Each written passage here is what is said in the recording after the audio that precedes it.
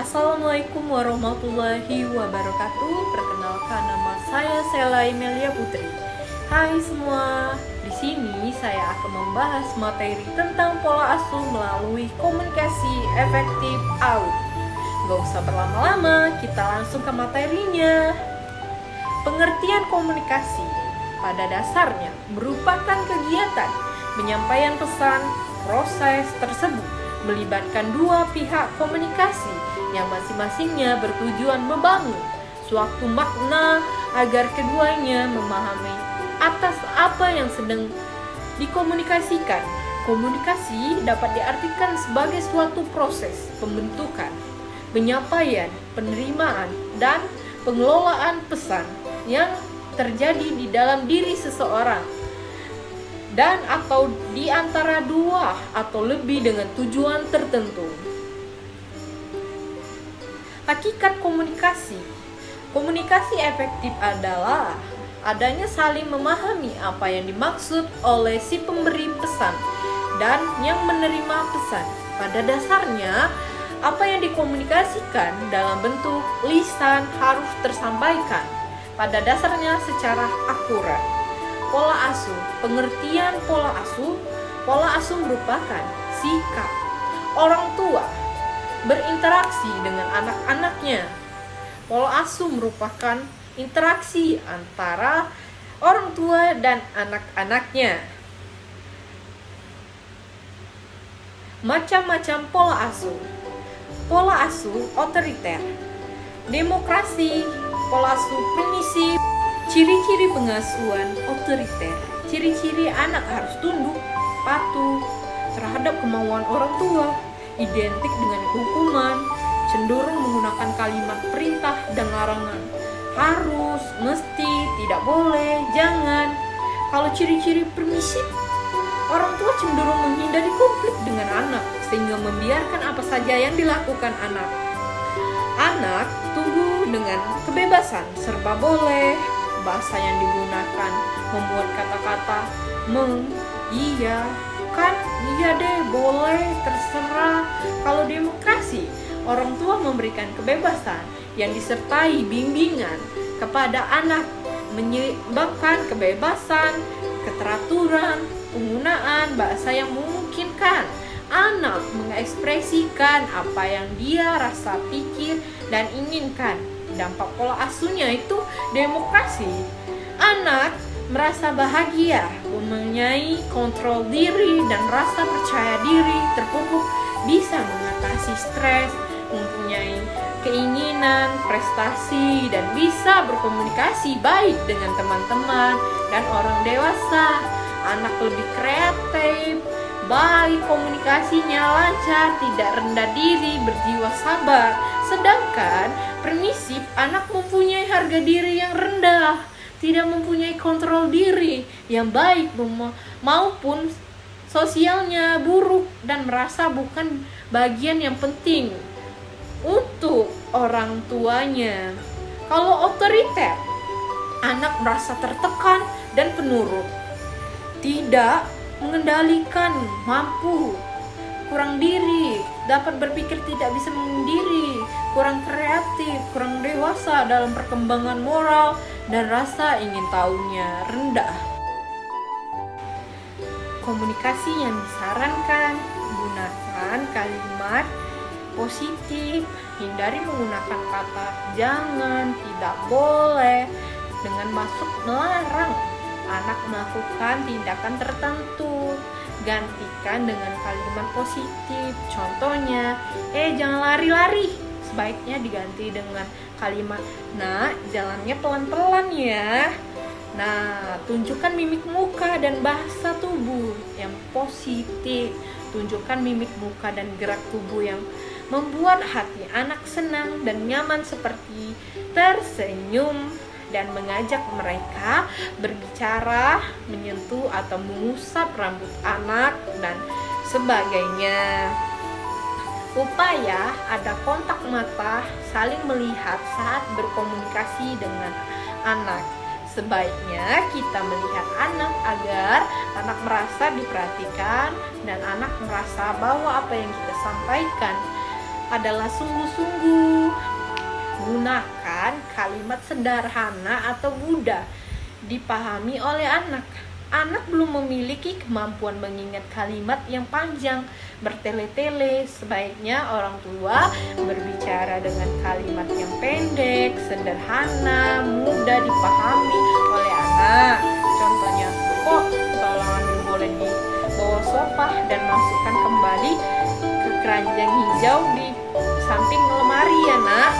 Sebaiknya, kok tolong ambil bola di bawah kursi itu, sambil menunjuk yang dimaksud. Kemudian setelah kok mengambil bola, orang tuanya mengajak kok ke samping lemari, memintanya memasukkan bola ke dalam keranjang hijau. Usahakan posisi tubuh sejajar dengan anak. Orang dewasa umumnya memiliki postur lebih tinggi, lebih besar daripada anak. Maka pada saat berbicara dengan anak, sebaiknya sejajar posisi dengan anak. Ajukan pertanyaan terbuka, merangsang anak untuk berpikir atau menemukan jawabannya sendiri.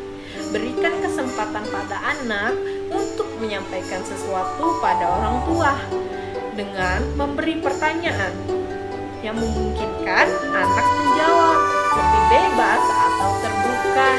Jika orang tua ingin mengetahui alasan anak tersebut suatu, maka sebaiknya hindari pertanyaan dengan menjawab tertutup. Misalnya, ya dan tidak. Contohnya, Harry di sekolah belajar nggak? Jawab anak ya atau tidak. Berikan keteladanan anak belajar dengan melihat lingkungan terdekatnya. Maka orang tua perlu memberikan keteladanan atau contoh yang baik kepada anak. Memahami perasaan anak pada anak mengalami peristiwa tertentu seperti sakit, sedih, kecewa, senang, takut, dan sebagainya. Sebaiknya orang tua memahami perasaan anak dengan menanyakan apa yang sedang dirasakan sehingga anak merasa aman dan dipahami. Jadilah pendengar yang baik, dengarkan dengan penuh perhatian. Ketika anak menyampaikan sesuatu, dengarkan sampai selesai dan hindari memotong pembicaraannya. Tinggalkan aktivitas yang dilakukan supaya anak merasakan benar-benar mendapatkan perhatian kita. Berikan tanggapan yang benar, berikan kebebasan kepada anak untuk mengungkapkan perasaannya. Bila diperlukan, ulangi cerita untuk menyampaikan pengertian. Berikan tanggapan yang tepat agar anak merasa nyaman dan dihargai. Contoh, masa aku dibilang pemalas sama Leo? Tanggapan ibunya, kamu kan emang pemalas. Sebaiknya ibunya menjawab, kamu dibilang pemalas ya, menurutmu bagaimana? Gunakan nada suara yang wajar pada saat berbicara pada anak. Gunakan intonasi nada suara yang wajar dan sesuai dengan situasi. Ketika menegur anak melakukan kesalahan, tidak perlu membentak atau menggunakan nada tinggi. Gunakan kata-kata emas dalam berbicara dengan siapapun. Biasakan menggunakan kata-kata emas seperti tolong, silakan, sebaiknya, maaf, terima kasih, permisi. Contohnya, ketika anak menaikkan kakinya di atas meja, kita bisa mengatakan, silakan kakinya diturunkan nak. Cara komunikasi yang perlu dihindari: memberikan cap atau label ketika berbicara dengan anak. Hindari memberikan cap pada anak seperti bodoh, pemalu, pengacau, cengeng, nakal, usil, bandel, centil, pemarah, tukang bentak, cerewet, mendiam, dan sebagainya. Tindakan ini melibatkan atau menghambat kemajuan anak dan justru menjadikan anak seperti apa yang orang tua katakan. Contohnya, anak saya memang pemalu bu, dasar anak nakal. Penggunaan bahasa bayi atau keanak-anakan biasanya berbicara dengan menggunakan bahasa yang baik dan benar, dengan lafal mengucapkan yang tepat. Kemampuan bahasa anak belum sempurna, oleh karena itu perlu pembiasaan dengan menggunakan bahasa yang baik dan benar sejak dini. Contohnya, kata sakit diucapkan dengan atid, kata takut diucapkan dengan atut, kata panas diucapkan nanes, menyalahkan, memoceh, mengejek, menghina, meremehkan, menyindir, membandingkan anak, dan lain-lain. Hindari kata-kata menyakitkan hati anak dan meremehkan kerja keras yang sudah dilakukannya dengan menyalahkan, memoceh, mengejek, menghina, membandingkan. Tindakan ini akan membuat anak memiliki kepercayaan diri dan keberanian yang mematikan motivasi daya kreatif anak. Contohnya, gara-gara kamu sih minumannya jadi tumpah, kalau kamu membedakannya dengan warna saja tak bisa, bagaimana mungkin bisa jadi dokter? Yang selanjutnya itu mengancam dan menakut-nakuti. Ketika kita mengingatkan anak membuat sesuatu, sebaiknya kita tidak mengancam atau menakut-nakuti. Karena anak tidak akan memahami apa yang sebenarnya yang kita kendaki. Bahkan bisa membuat anak takut pada suatu secara berlebihan, akan membuat anak trauma. Contohnya, ayo makan ya, habiskan, kalau tidak ibu manggil orang gila loh. Nah gitu. Selanjutnya, memberikan perintah mendesak, terlalu mengatur serta mengurangi. Anak sebaiknya diberikan kebebasan untuk melakukan segala sesuatu yang disukainya.